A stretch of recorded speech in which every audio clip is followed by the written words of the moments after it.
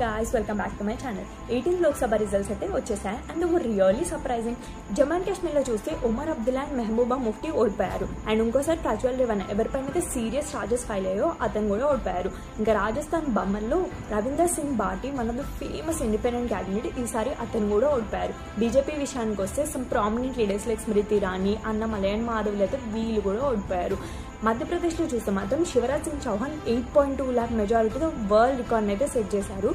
And ఇతని వల్ల మధ్యప్రదేశ్లో అన్ని ఎంపీసీస్ బీజేపీకి అయితే వచ్చాయి. ఇంకా ఇండోర్లో చూస్తే సెకండ్ హైయెస్ట్ ఓటింగ్ నోటాకే వచ్చింది. యూపీ రిజల్ట్స్ అయితే ఇంకా సర్ప్రైజింగ్. బీజేపీ సెకండ్ ప్లేస్కి పడిపోతే Samajwadi party was leading the first place. ఇంకా 2 అసెంబ్లీ రిజల్ట్స్ కూడా వచ్చేసాయి. అందులో చాలా ఇంట్రెస్టింగ్ ఒడిశా. అక్కడ 24 years నుంచి రూలింగ్లో ఉన్న Naveen Patnaik he was lost. And ఏపీలో Jaganmohan Reddy. So these results have proven that there is no one about people in democracy. Guys, welcome back to my channel.